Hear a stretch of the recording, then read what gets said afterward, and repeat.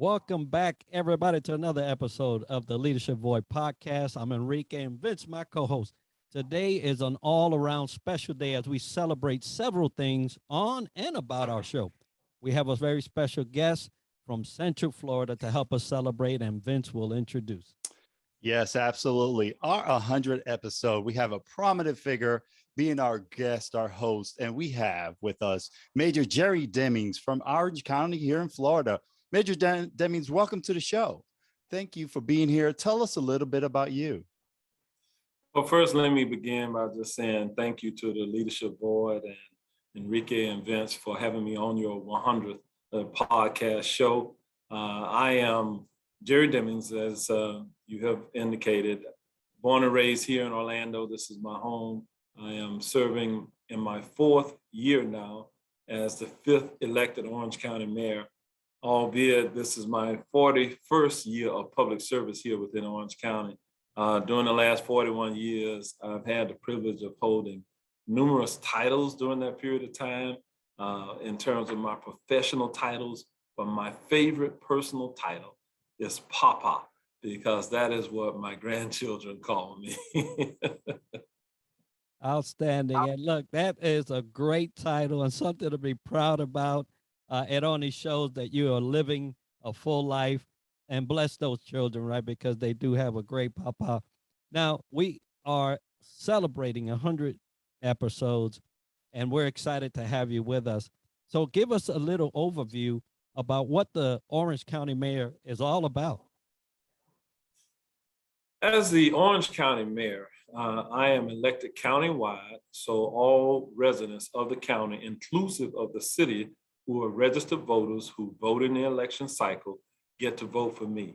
I'm the only mayor here within the county that serves in that capacity. Here within Orange County, we have 13 municipalities.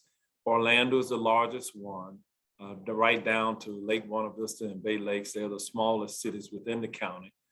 They each have an elected city mayor, but as the county mayor, I am the chief executive officer for Orange County government, and I am also the chair of the Board of County Commissioners. So I wear dual roles, both legislative role, because in my role with the Board of County Commission, we enact the various ordinances and policies and procedures for Orange County government.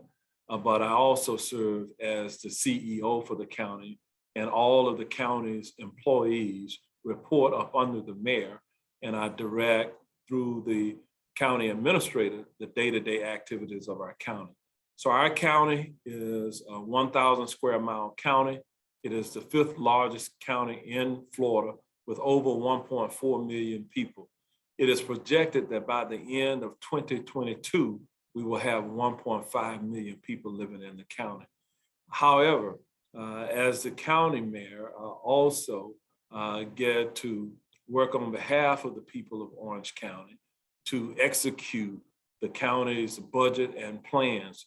We, in many ways, support the constitutional offices with their budgets, and that's the sheriff, the tax collector, the supervisor of elections, the comptroller, and the clerk of the courts here within our county.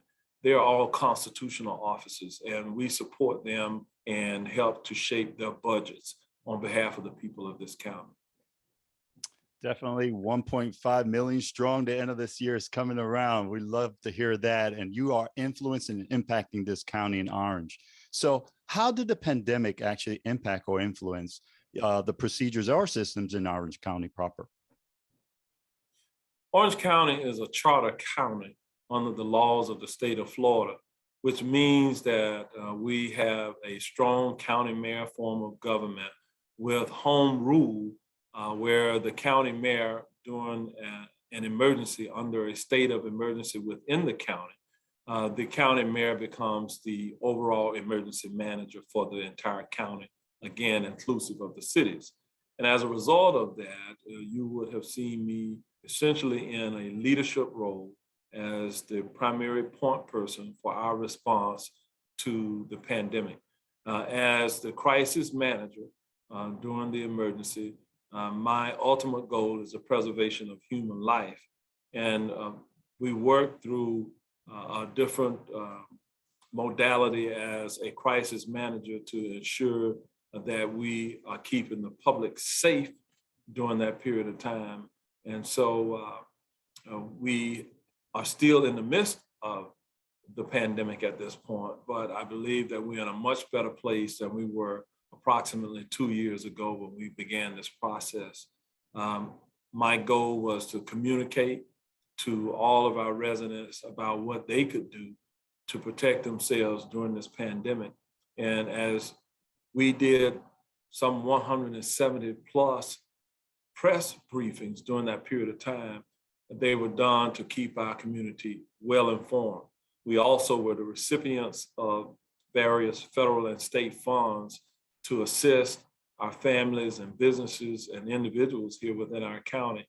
And we are still administering the funding that was provided through the federal government to make certain that our local economy was able to recover as quickly as it possibly could. And so we led in those efforts, and we're doing fairly well at this point with our overall economy. Well, I tell you, as an Orange County resident myself, I applaud the work that you have done during these last 2 years, especially during the crisis that we've had, and applaud what you're continuing to do. And I know there's a lot of plans coming up, a lot of good things coming for Orange County. So what does the horizon look like for Orange County as we stand? I believe that 2022 is going to be a banner year for Orange County. And I say that because I believe that we should see tourism return to pre-pandemic levels.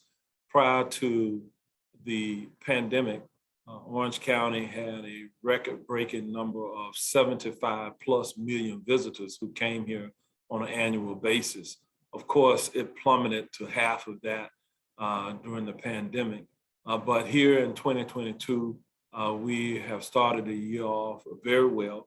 And that means that our local economy should do well. Now, there's some volatility in the global market space right now caused by what is occurring in the Ukraine with the invasion by the Russian government.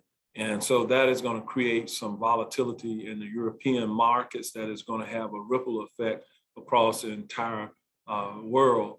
And because of that, we're going to see some impacts on gas prices and what have you because of that. But notwithstanding any of that, I believe that the tourists will be back.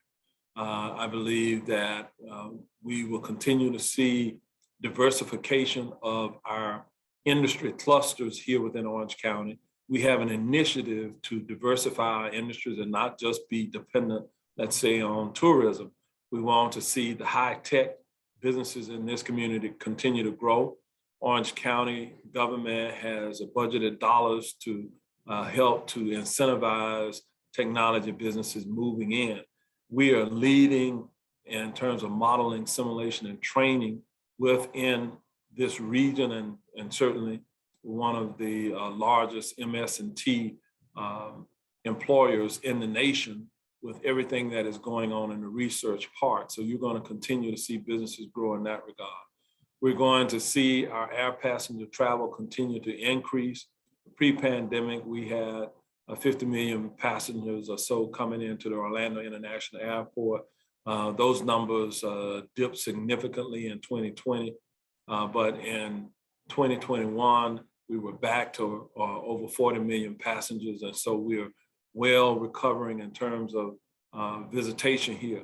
International travel has not picked up to what it was pre-pandemic wise. And now with this little bit of a blip that we're dealing with in terms of the war that is ensuing within the Ukraine, that is probably going to impact international travel in some way, especially travel coming from Europe.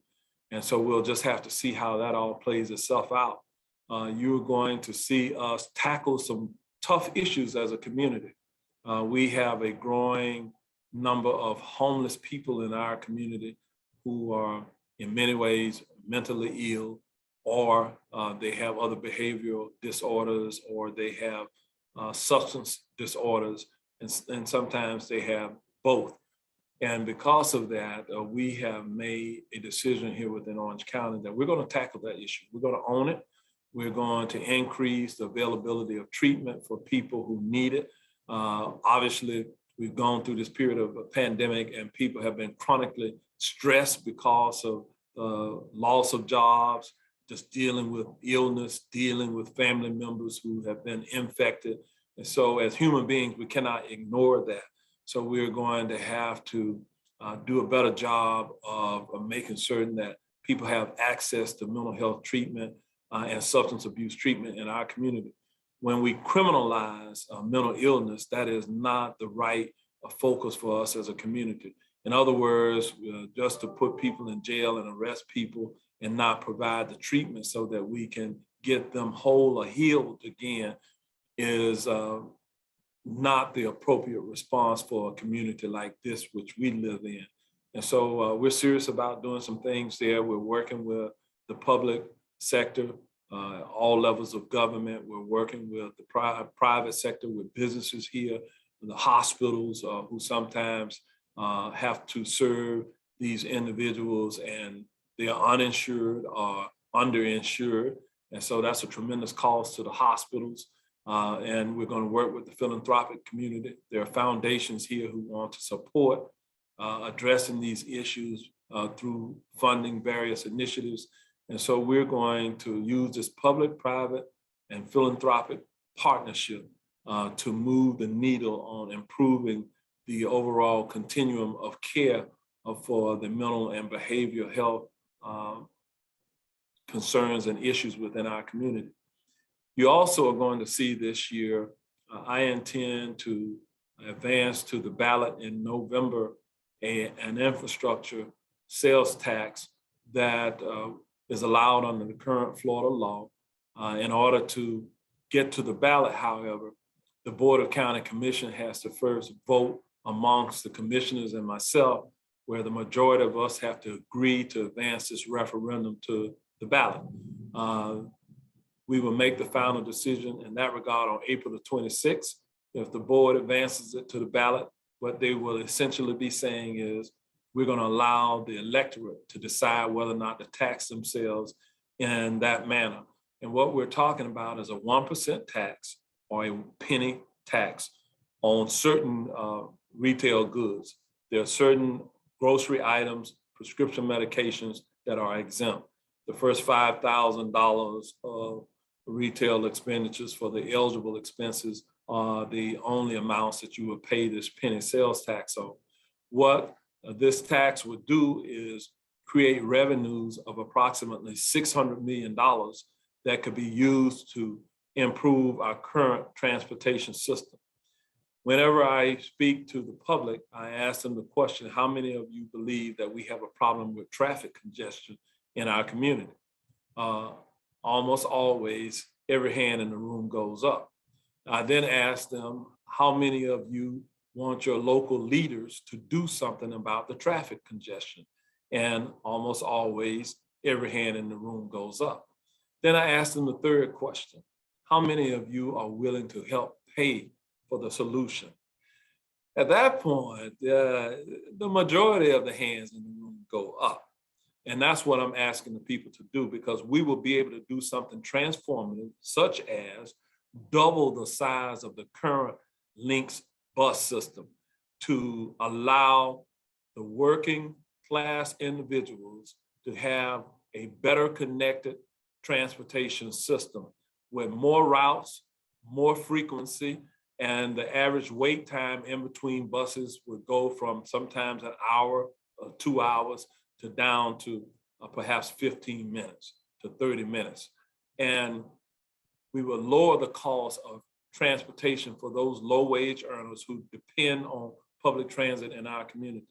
I just believe that too many of our workers are spending too much time catching buses and getting on Sunrail or what have you to try to get to and from work.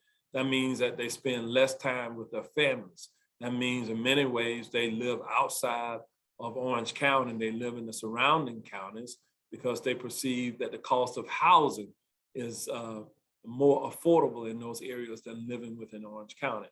And so there's an intersection between transportation and housing.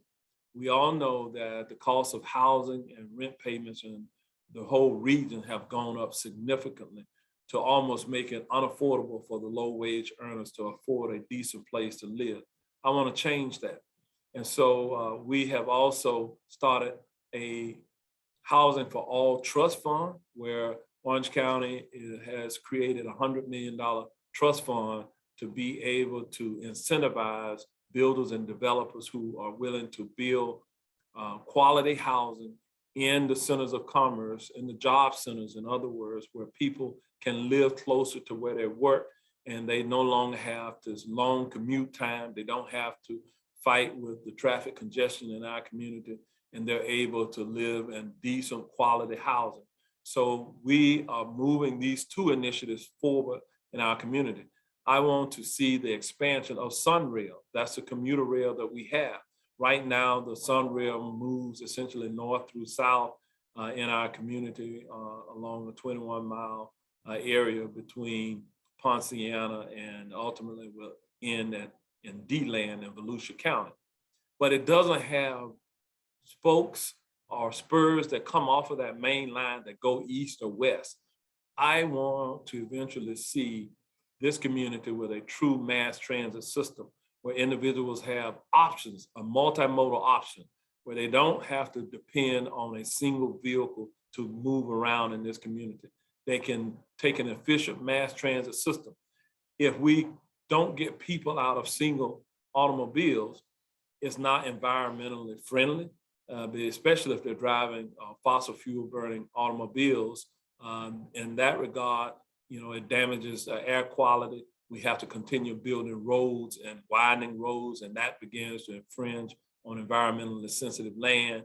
So with this initiative, not only will it protect our environment long time and create more efficient means to get around our community, but it will also create jobs, because when you spend $600 million in the community building bus rapid transit lanes, building out your commuter rail or light rail, and building out other modes of transportation within our community, that's tens of thousands of jobs will be created over time that will allow entrepreneurial opportunities. There will be businesses that will be made as a result of this that will allow us to improve the quality of life that we have and create opportunities for prosperity within our community that could create generational wealth that could be transferred from one generation to the next generation, and thereby elevating the overall quality of life for all of us. So we have broad, big plans that we will be tackling during 2022. So I wanted to just give you kind of a broad overview of some of the things that you're going to see. Definitely broad, big plans. It will be a banner year, as you alluded to very beginning. Orange County is a place to work, live, and play, folks. And those are out there with mental health issues. They're looking at that holistic approach. So thank you, Major Demings, for everything you're doing. It seems like you don't sleep much, but you know what? It's all for the community. In 41 plus years, it's great. So let's transition a little bit and talk about leadership. What exactly do you do in your spare time that aids you to thrive in your professional development? Absolutely. I do three things in my spare time. Since the pandemic, I've invested in a bicycle. And so I go on 15, 20-mile bike rides from time to time. It allows me to get in some physical fitness, but it also allows me to clear the cobwebs when I'm out. The second thing that I do is I play piano a little bit, and I will play my piano, and that brings me some relaxation. And the third thing that I do, my wife and I own a couple of Harley-Davidson motorcycles, and I will go out and ride my motorcycle and spend some time doing that. So those three things kind of allow me to unwind. I used to say that I love going to sporting events, But these days, because of the high profile position that I have in the community, often when I go to a sporting event, I find myself talking the entire time or someone talking to me the entire time, and I can't really watch the sporting event. You know what I mean? And so I'm there to watch the game and not really do a lot of talking and socializing. I want to watch the game. So I typically stay home. And if I really want to watch the sporting events, although sometimes I do go out to the bowl games, I go to the Magic game or soccer game from time to time, but I realize that especially with my wife. My wife has a very, very high profile position, and she is very popular throughout the country and certainly throughout Florida. And because of that, it requires us to, socialize a lot with people. And I tell you that as a leader, clearing your brain and the air is one of the things that we must do. It really requires a lot of intuition, foresight, thinking to execute at a leadership level. And so I'm happy to hear that you take that time for yourself, because I know that you get inundated day in, day out, and you need that respite, right? You need that area where you can clearly think through. And undoubtedly, as you've been growing up in your different positions, whether elected or positions that you applied for and actually got during your time in leadership, you must have been given some wisdom that you said, I'm going to keep this and I'm going to use this throughout my career, and it's still working for you. That maybe you would like to share with the audience today that's still working, and you want them to know. I have some professional things that I believe in. One is, you've heard this before, if you fail to plan, then you plan to fail. So if there's some particular place in life that you want to be, you do have to be intentional about doing the things necessary to get you to that place. It's like planning a road trip. Before you go on a road trip, you have to do some pre-planning. Then you have to map out your path of travel. And then you have to say what happens when I get there, and then what happens as I try to return back. You create a plan for yourself. And life is that way as well, because sometimes with life, things are going to happen in the human experience, and you have a detour where you have to make an adjustment. I certainly over time have had to make some adjustments in my life, and I had a plan that was flexible. And for me, I have always been a man of faith. My mother made certain that her children went to church and had some faith in us. And so I believe that if you pray first, if you aim high, and you stay focused, then you can ultimately reach your goals as well. Because life throws some challenges and curveballs at all of us sometimes, where we have to deal with family issues, sometimes death of loved ones, and all of those things. If you do not have really some type of holistic system of care to include, I think, faith, fitness, and a little bit of fun along the way, you sometimes will go through periods of depression and other things. But in order to stay healthy, you got to take care of yourself. And the other thing, I believe that each one of us has to define our own what success looks like for us. What success looks like for me may not be the same for you. You have to define that. But once you define what that success looks like, I believe that you need to have some help along the way. It's great to have some mentors, to seek out people who have perhaps done what you're trying to do, to give you their best advice. If you can find those individuals, rely upon them. But at the end of the day, the hard work has to be done by you to get to where you're trying to get. And lastly, I say to people, as a trainer, I've taught leadership training. I've taught a number of courses over the years. And one of the things that I say is that if you want to be all that you want to be, then you have to invest in yourself. And there is no substitute for training or experience. No matter what it is you want to do, in order to really harness the energy and perhaps the output or productivity that you're looking for from your interactions, you have to invest in training yourself, whether that's formal training through going to college, going to trade school, on-the-job training, or just going through the school of hard knocks. You got to invest in yourself. And then the thing I say is that then you got to live through some things. You will not be as good as you possibly can be until you have both. You're well-trained and you're well-experienced.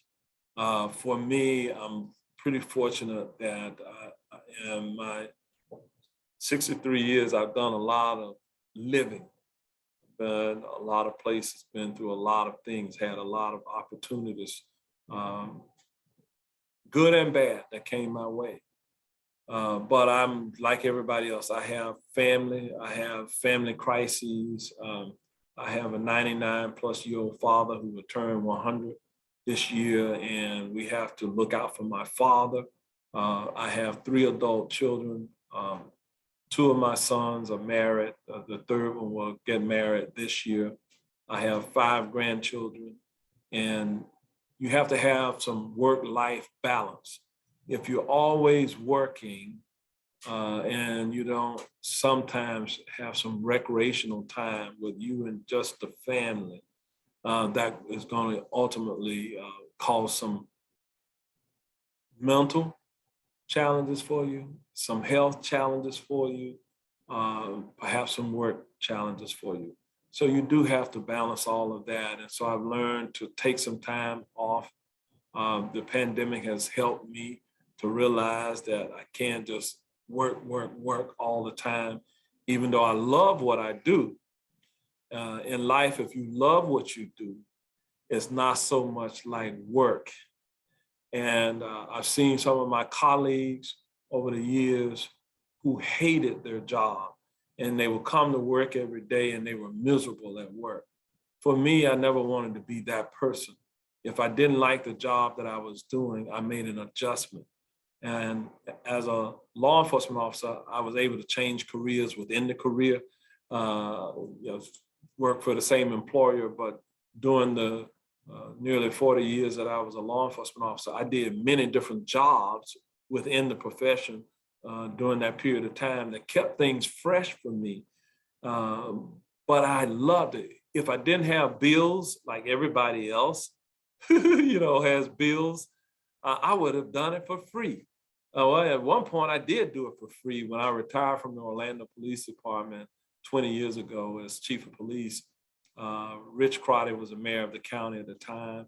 He was the 3rd elected mayor of our county. He hired me as deputy county administrator and director of public safety, and I came here to work for Orange County government. And at that time, I continued to maintain my law enforcement certification, but that wasn't a job he hired me to do. And I was a reserve deputy sheriff for about 5 years.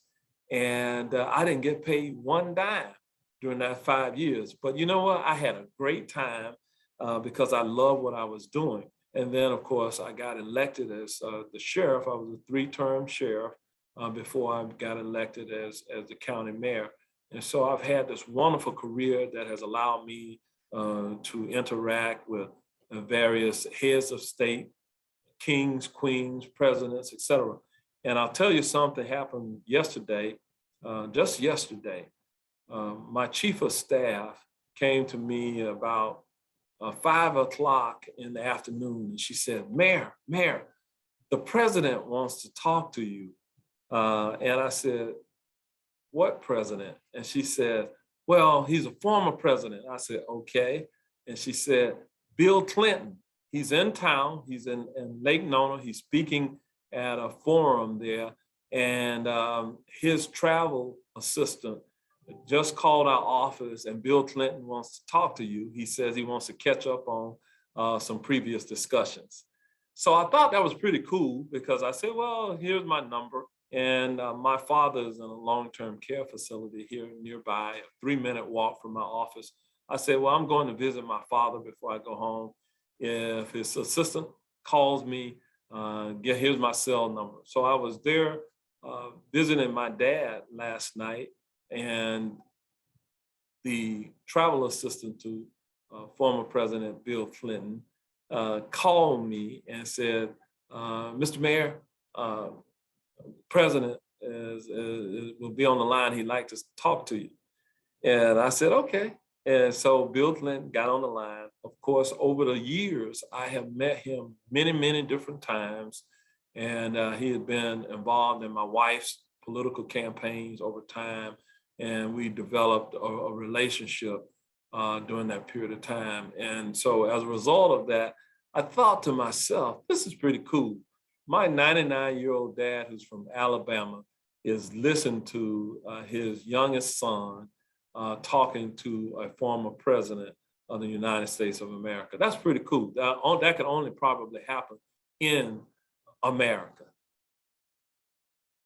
You definitely write success, and those rewards cannot even fathom that happen. So your dad is definitely smiling as you are too as well. So I celebrate you, and I celebrate his 100-year as a 100 episode as well.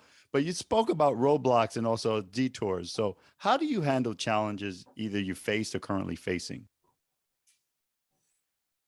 I am well trained, well experienced. And when bad things happen, I reflect on my crisis management experience. Because I'm well experienced, well trained over my 41 years of public service, I've dealt with some crises, from hurricanes to shootings to barricaded gunmen to suicide situations to terror attacks and now a pandemic. I feel that I'm perfectly positioned to deal with it because when bad things happen, it's showtime for me. It's showtime for us. I have a great staff of people who are well experienced also. And so for us, when we have the opportunity to work for the people in their worst of times, that's a privilege to be able to do that and to do it with confidence, to do it with competency, and with a certain vigor that we're doing it because this is the right thing to do. What a wonderful opportunity that we have to be public servants. And so that's what I think about. When things get bad sometimes, I think about the times when I have been involved in shooting situations. And I say, you know what? They're not shooting at me. Those people who are in the Ukraine right now, where they're seeing the utter devastation of their nation because of a war, you have to put things into perspective sometimes. In spite of the price we pay of living, I think for us, if you can ever volunteer in your life, to me, the rent we pay for living on planet Earth is the service to others. And if you want to feel rewarded in your life, do some things that you don't get paid for doing. Do some things to help somebody else who doesn't live in your house. I think that's the joy that I have. That's the calling that I have. I'm fortunate that I have a wife who is a strong helpmate who shares in this philosophy. And we work together, hopefully to make a difference in the lives of just every average day people. So we are ordinary individuals who have been called upon to do extraordinary things during times such as these. Well, I tell you what, Mayor, you just inspired a T-shirt in my head that says in the front, "When challenge comes," and in the back it says, "I'm here." So I There tell you you, go. and challenges do come. They come in many different forms, you know, and so does change, right? We've seen many changes happen in the last 2 years, not only in our county, not only in our state, but in our nation, in the world. So when change, those times and periods of change come, how do you strategize around those times? You know, when we can celebrate our similarities, then that creates a certain bond and strength rather than focusing on our differences. In the words of Mahatma Gandhi, he once said that no culture can live if it seeks to be exclusive. Respect for honest differences is a healthy sign of progress. Here in our community, we are a multicultural community, a multilingual community that has cultures, ethnicities that come from around the globe. What a great place it is to live like that, where we celebrate our differences. We have various seasons where we may celebrate Hispanic Heritage Month. We may celebrate Black History Month, Italian American Month, etc. Women's History Month. When we are able to have a common bond as a human race, that's the greatness of America. The United States of America is that place where many people around the world want to live. Folks, you heard from an ordinary person doing extraordinary things, as he mentioned. So how do folks, our audience, get a hold of you or the county office itself? Well, I'm easy to find. You can access any of the county government resources by simply dialing 311.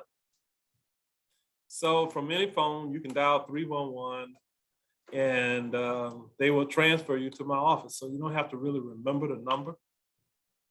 Well, we're on social media. We're on the web. We have a website, ocfl.net. And by the way, I want to encourage people, if you want to see transit solutions, to take our transit survey that is up online today. You can go to ocfl.net/transportation, and you'll see the survey, and you can give your individual input into what you want to see us build in the way of a multimodal transportation system within this community. So that's it. You know, that's how you find us. You're able to, I try to go out into the community and attend as many community events as I possibly can. But it's one of me and nearly 1.5 million of you. So I realize that I have to depend on my staff, my very capable staff, but I have a great communications team that's led by Dr. Jeff Williamson. We have a diverse team of people who work in the office, who are very good. Many of them have been television personalities. They've been field television reporters. They've been reporters for magazines and newspapers. They have been public information officers and different public agencies. They have been in the film industry, et cetera. So we are fortunate in Orange County. We have Orange TV. And so you can go on your television on most of the cable networks, have an Orange TV. You can access us there. You can even access Orange TV through YouTube. So there are different ways that you can see even the Board of County Commissions live through these different platforms. I love it. I love the accessibility. I love that we are in a multimedia age where we can actually speak to our constituents, speak to our that 1.5 million. And we're so fortunate, Mayor Demings, to having you with us today to celebrate this, not only this 2 year, we actually turned 2 years, and at the same time, celebrate our 100th episode. Folks, we will have that information as part of the show notes, as part of the video, so that you can get that information and access the mayor's office and all the resources that Orange County has. If you want to get a hold of us at the Leadership Void podcast, the Leadership Void at gmail.com is the email that you'll send that information to. If you want to see a speaker, a special guest like Mayor Demings on our show, let us know. If you want a specific leadership topic, we'll also entertain that and digest it. But Mayor Demings, thank you for being with us today, for helping celebrate this milestone for the Leadership Void podcast. And we wish you just all the success that you've been having and more as we head into this 2022. Well, happy 100th podcast. We do celebrate you, and we wish you an abundance of success with the expansion of your reach throughout all of America and the world. Well, speaking of 100, Major Demings, we actually have two wonderful individuals that are going to win a business suit. And today we're revealing their names. A business suit for a young lady, which is going to be for Kimberly DeFori and James Bundrick. So thank you for joining in. You are welcome. You're definitely going to hear from Salute to Suit. That suit is there for you, going to be tailored, custom made. It's going to look fabulous. A couple other things definitely going on. We do Radio Check the 1st and the 15th of every month at 1900, which is 7 p.m. We check on our brothers and sisters in arms, first responder community, LinkedIn Live, 1st and the 15th at 7 p.m. Thanks to our sponsor, the home team of Round Point Mortgage Service Corporation, for being our platinum sponsor. We have a giveaway for those who help us reach our 200 subscriber on our YouTube channel. They're going to have a chance to win this book from Scott McGregor, Standing O, the Salute Edition, autographed, by the way. But hey, we are here with the extraordinary individual, our public servant, Major Demings. Thank you so much for being here, and Godspeed. Thank you very much.